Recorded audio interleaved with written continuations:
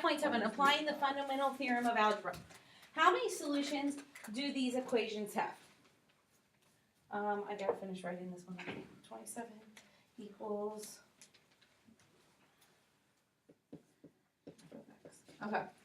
How many solutions does this have? X cubed plus 5x squared plus 4x plus 20.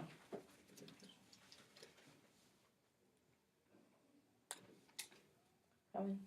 3. Why 3? So there's 3 variables. Not 3 variables because the power is 3. Oh, the power is 3.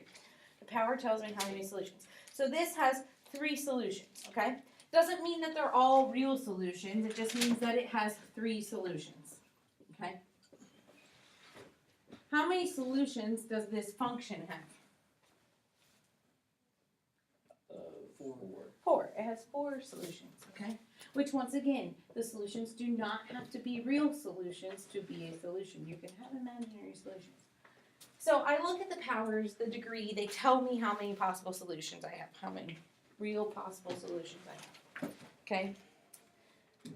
So we are going to take a look at some problems and figure out what the real zeros are. Finding the real zeros of a polynomial function, okay? So let's go ahead and do one like this. Let's just get a little hard. X to the 5th, f of x equals x to the 5th minus 4x to the 4th plus 4x cubed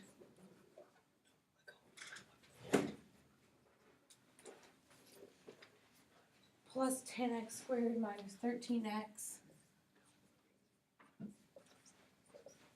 and then minus 14.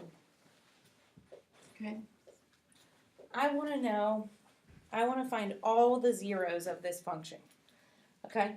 How can I figure out what all the zeros of this function are?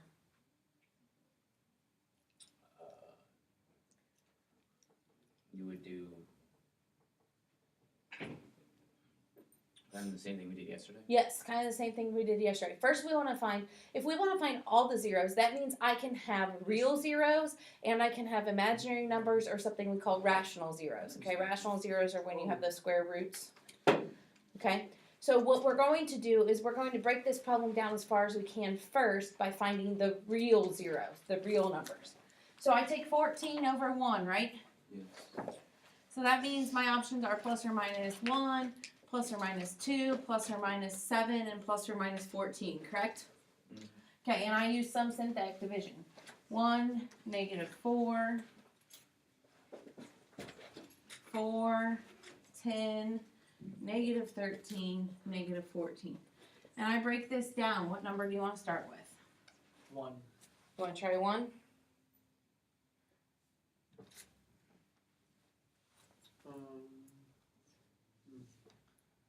1, negative 3, negative 3, 1, 1, 11, 11. That's, Nope.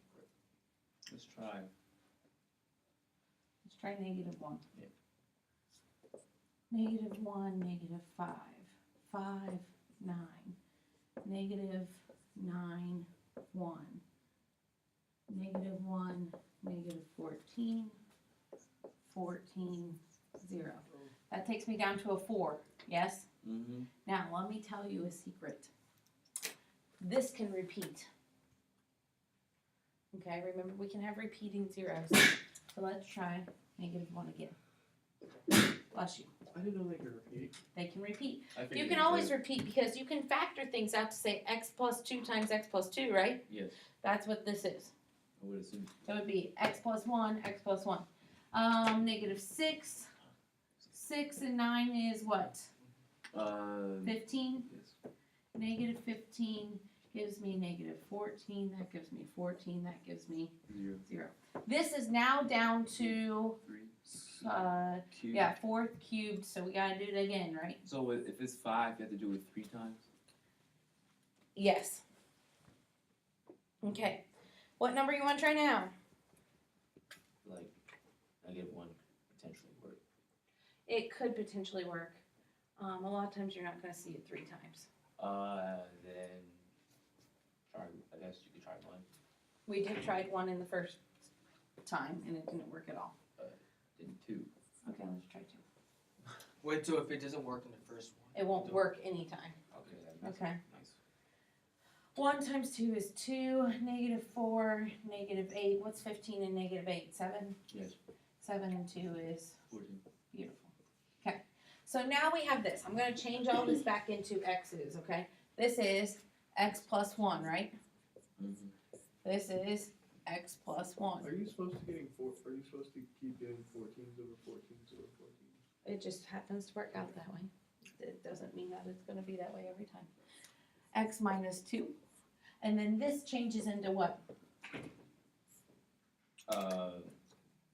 X Are we? x minus x plus 4 or x minus What's this first thing?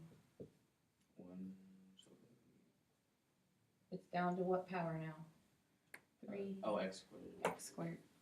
X squared minus 4, 4x plus 7.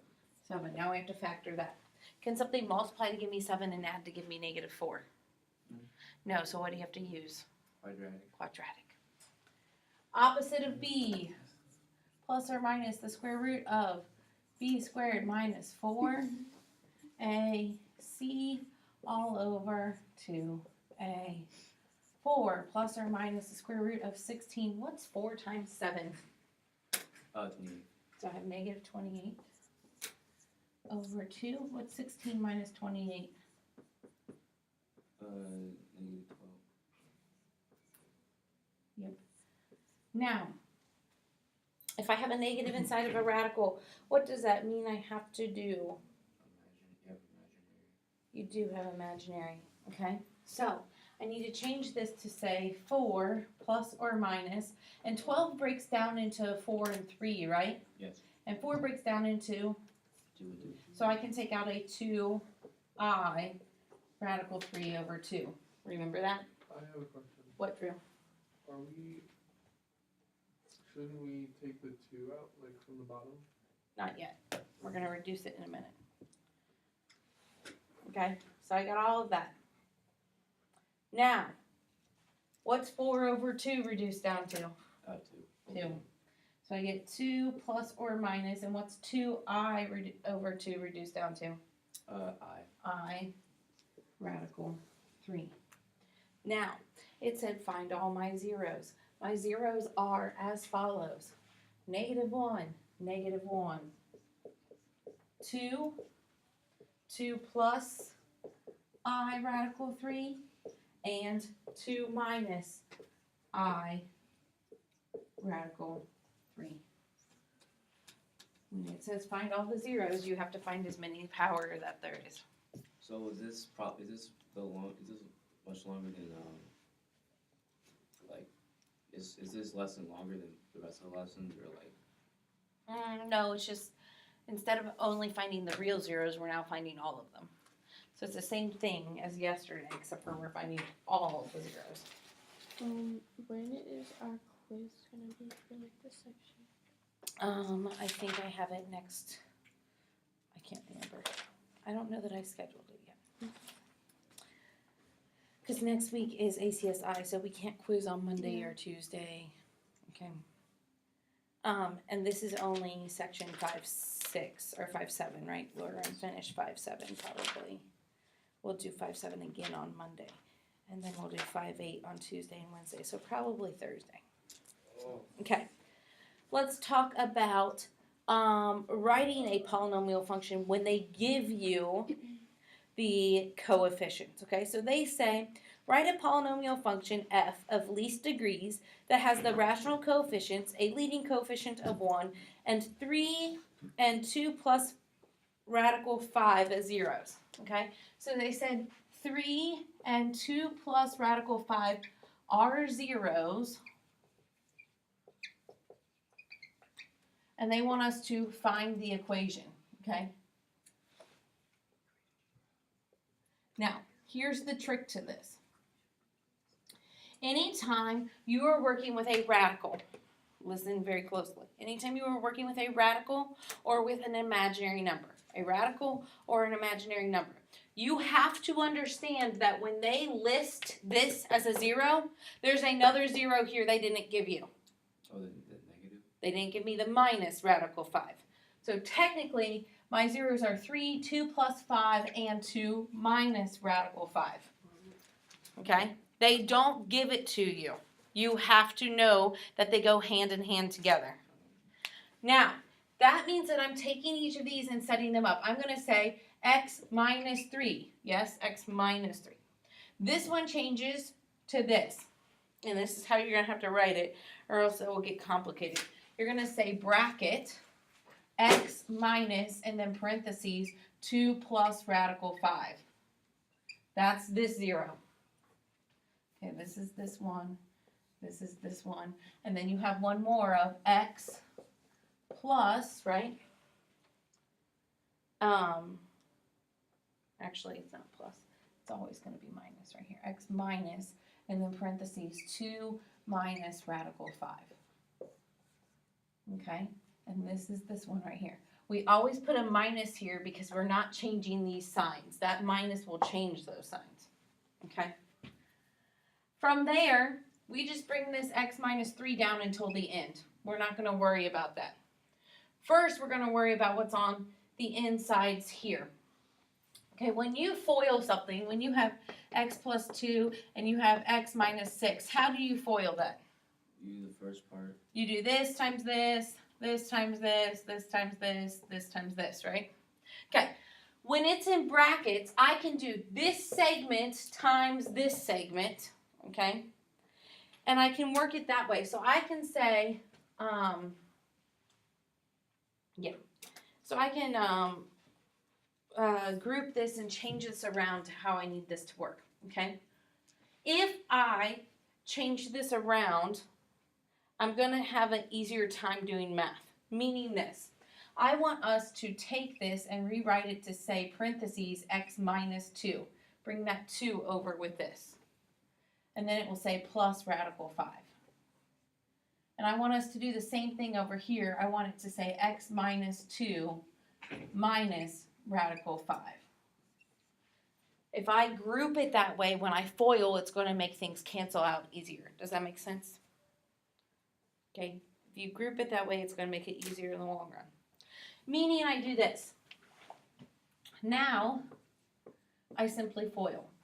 What is x minus 2 times x minus 2? What happens when I have a 2, the same thing? What is it? X squared. No. X minus 2 squared. What is it when I say x times x? X squared. So if I'm taking this whole parenthesis and multiplying it by this whole parenthesis, what do I do?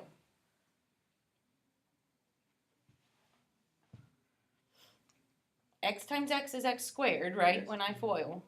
So what is x minus 2 times x minus 2 when I FOIL? Maybe x squared plus. No. I'm not FOILing this and this right now.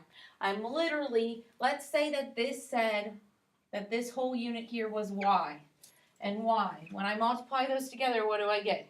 Y squared. So when I multiply in parentheses x minus 2 times x minus 2, what am I going to get? X minus 2 squared. Yes. Oh, it's the same. That's not how you said it. You guys were breaking it apart. You're going to get this.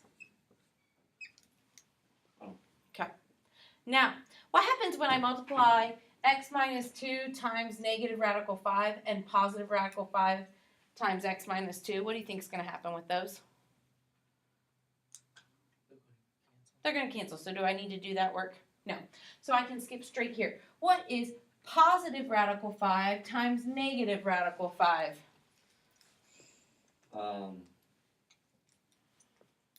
Negative radical 25. Okay, and what's radical 25? 5. So you get negative 5.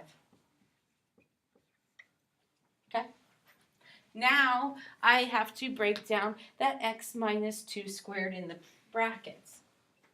So I still have this guy out here. Now I have this, x minus 2 times x minus 2 minus 5. What's x times x? X squared.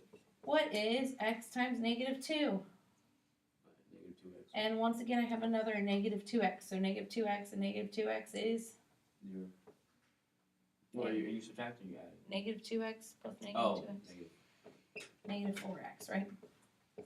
And then I have negative 2 times negative 2, which is 4. positive 4, and I have minus 5 out there. So I combine those two terms. I have x minus 3. I have x squared minus 4x minus 1. Now what do I do from there? Isn't that a special pattern? No. Not yet. Now we're Multiple. just multiply. What's x times x squared? X cubed. What's x times negative 4x? Negative 4x squared. What's x times negative 1? Negative 1. What's negative 3 times x squared? Negative 3x squared. What is negative 3 times negative 4x? Positive 12x. Positive 12x. And what is negative 3 times negative 1? Positive 3. Now we combine like terms. We have an x cubed. We have a negative 3x squared, yes? Wait, wouldn't the 4? Yes, it should be. We have a negative 3x squared and a negative 4x squared, so I get a negative 7x squared. We have a negative x and positive 12x, so I get 11x, and then I have plus 3. That is the equation of those zeros. Makes sense, it's just so much. And that's where we're stopping today. That's the equation of those zeros. So first you have to determine the amount of solutions. Second, you have to find all zeros, whether they're real or imaginary. And then thirdly, you have to find an equation off of zeros.